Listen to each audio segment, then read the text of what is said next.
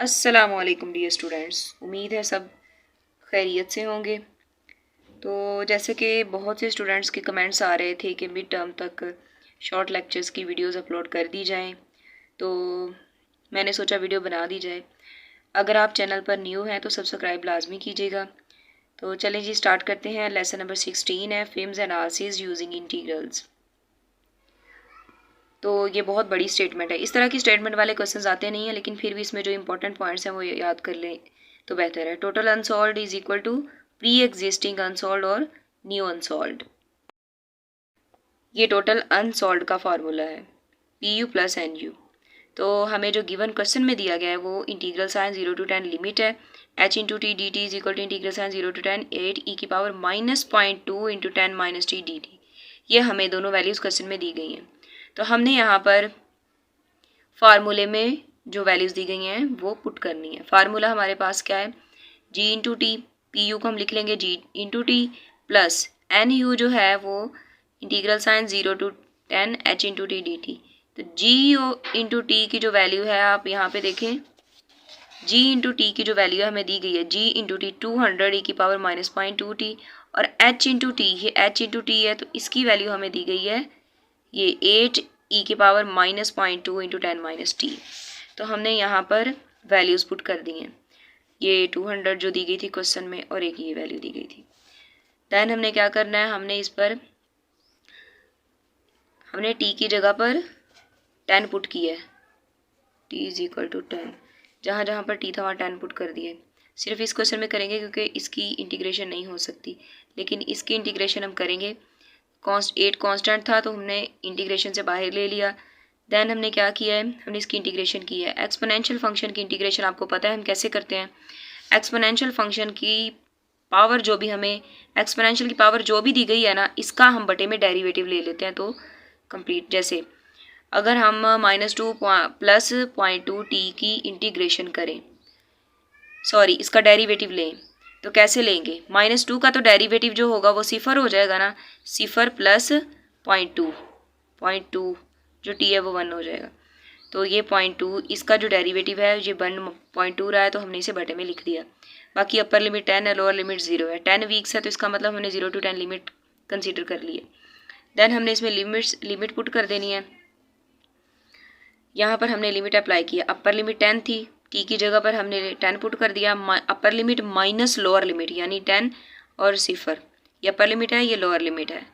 उसके बाद हमारे पास एक्सपोनेंशियल की पावर 0 इज इक्वल टू होता है, ये एक्सपोनेंशियल की पावर 0 इज इक्वल टू 1 होता है। तो ये भी हमने वैल्यू निकाल ली एक्सपोनेंशियल फंक्शन की, दोनों को माइनस कर दिया है। तो उसके बाद इनको सॉल्व करने से 61.6 आंसर आ जाएगा। दैन टॉपिक नंबर 67 देखें, dynamics of labour cost using integrals. तो ये भी बड़ी स्टेटमेंट है, इसमें से अगर आया भी तो एक पार्ट आ जाएगा, अगर हो सकता है ये लॉन्ग में आ जाए क्योंकि ये एक छोटा सा क्वेश्चन है। इस तरह के क्वेश्चंस पेपर में आ जाते हैं, और जो हमने पहले किया है 66 टॉपिक, वो वैसे क्वेश्चन पेपर में नहीं आते। The marginal labour cost function is given by the equation MLC is equal to 3 + 4L। हमें वैल्यू दी गई है, मार्जिनल लेबर कॉस्ट फंक्शन दिया गया है, और ए पार्ट में कहा गया है find the equation of the total labour cost function if total labour cost is 0 यानी when L is equal to labour is equal to 0। Second part में कहा गया है calculate the cost of employing successive labour using units from L is equal to 1 to L is equal to 7। मतलब यहाँ पर हमें limits दी गई हैं 1 to 7, हम इसे इंटीग्रेशन करके सॉल्व कर सकते हैं। सबसे पहले हम ए पार्ट को फाइंड करेंगे। हमें क्वेश्चन दी गई है, हमने क्या करना है, MLC इंटू 0 फाइंड करना है, यानी L इज इक्वल टू 0 पहला पार्ट है। तो हमने 0 पुट किया तो हमारे पास मार्जिनल लेबर कॉस्ट फंक्शन आ जाएगा 3। देन हम बी पार्ट पे जाते हैं। बी पार्ट को कैसे करेंगे, हमने 1 to 7 लिमिट ले लेनी है, MLC DL is equal to integral sign 1 to 7 limit ले लिया है, 3 + 4L ये मार्जिनल लेबर कॉस्ट फंक्शन ले लिया है। फिर हमने क्या करना है, दोनों की इनको रीअरेंज करने के लिए दोनों की लिमिट्स को अलग-अलग कर लिया, यानी 3DL और 4L दोनों को अलग कर लिया। और यहाँ पे 3 को इंटीग्रेशन से बाहर, 4 को इंटीग्रेशन से बाहर इसलिए लिखा है क्योंकि इंटीग्रेशन में जब भी कांस्टेंट आ जाए तो हम उसे इंटीग्रेशन से बाहर लिख लेते हैं। नेक्स्ट हमने क्या करना है, 1 की इंटीग्रेशन आपको पता है कि जो मतलब यहाँ पे L है, अगर T होता तो यहाँ पे हम T लिख लेना था, लेकिन यहाँ पे DL है तो ये L इंटीग्रेशन की है। तो यहाँ पे L है तो एल स्क्वायर बाई 2। इंटीग्रेशन ऐसे ही करते हैं ना कि जो भी कोई नंबर हमें दिया गया हो, जैसे ये एल है तो एल की पावर में एक का इजाफा, यानी यहाँ पे अभी पावर 1 है, एक का इजाफा करेंगे L plus 1 1 plus 1 over power को बटे में लिख देते हैं। अब ये बन गया एल का स्क्वायर डिवाइडेड बाई 2, एल का स्क्वायर डिवाइडेड बाई 2। अब नेक्स्ट स्टेप में हमने सिर्फ लिमिट्स अप्लाई कर देनी है। 3 इंटू यहाँ पे एल था, अपर लिमिट 7 है, 7 minus lower limit 1 plus 2 L square है, तो इसकी जगह पे अपर लिमिट 7 का स्क्वायर आ जाएगा माइनस लोअर लिमिट 1 का स्क्वायर आ जाएगा। तो इस तरह से सॉल्व किया 114 हमारे पास मार्जिनल लेबर कॉस्ट आंसर आ जाएगा। नेक्स्ट है टॉपिक 68।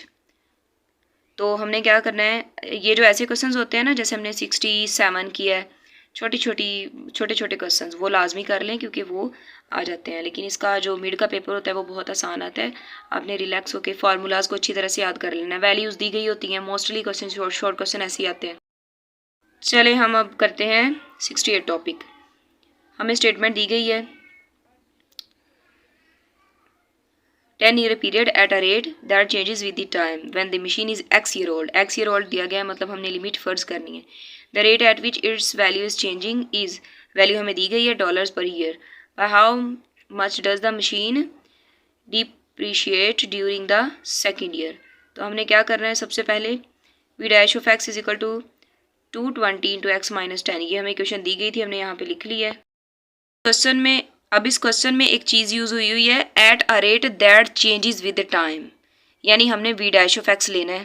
तो rate of change of value of machine, इसके लिए हम एक फार्मूला यूज़ करते होते हैं v2 माइनस v1। तो हमने यहाँ पे वही करना है माइनस v1, यानी कि अपर लिमिट 2 रख ली है, लोअर लिमिट 1 रख ली है। तो रेट ऑफ चेंज हमने फाइंड करना है ना, तो जो इक्वेशन हमें दी गई थी हमने यहाँ पर पुट कर दी है। वी डैश ऑफ एक्स की जो वैल्यू थी, लिमिट्स हमने कैसे लेनी है रेट ऑफ चेंज फाइंड करने के लिए, हमने वी डैश ऑफ एक्स लिया था और उसको वी डैश को हमने कैसे ओपन किया v2 माइनस v1 से। तो हमारे पास अपर लिमिट 2 आ गई और लोअर लिमिट 1 आ गई।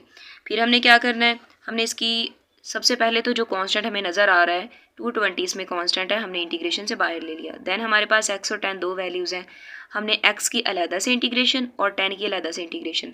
10 भी कांस्टेंट था इसलिए हमने इस इंटीग्रेशन से बाहर ले लिया। जो 220 था वो होल इंटीग्रेशन से बाहर लिया क्योंकि वो पूरी वैल्यू के साथ है ना। तो उसके बाद हमने x की इंटीग्रेशन की है। आपको पता है कि जब हम इंटीग्रेशन करते हैं x स्क्वायर डिवाइडेड बाई 2, यानी यहाँ पे पावर 1 है, 1 का इजाफा करेंगे और जो हमारे पास पावर बनेगी उसको बटे में लिख देंगे, यानी 1 प्लस 1 2 x स्क्वायर हो जाएगा ओवर डिवाइडेड बाई 2।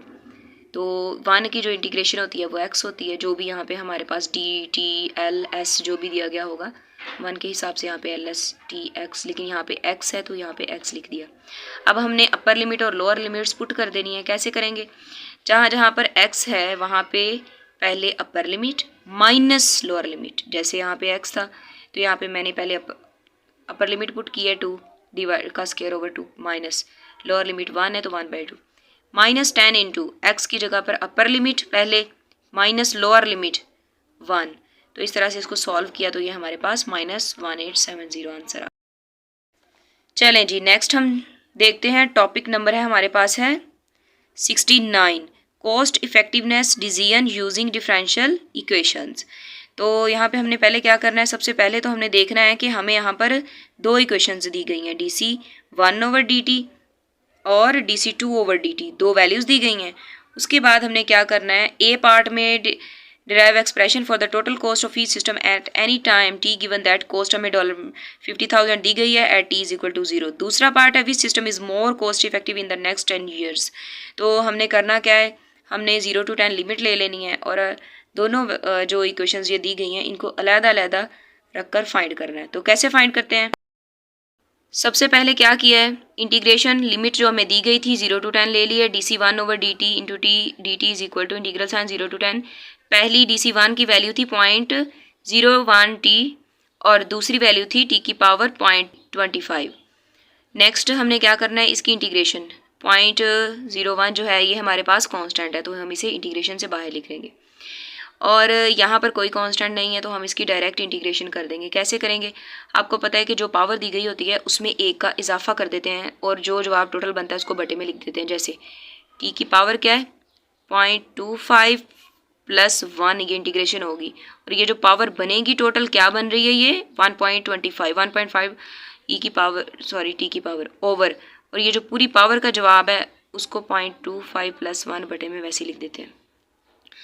तो ऐसे ही यहाँ पे भी किया हुआ है।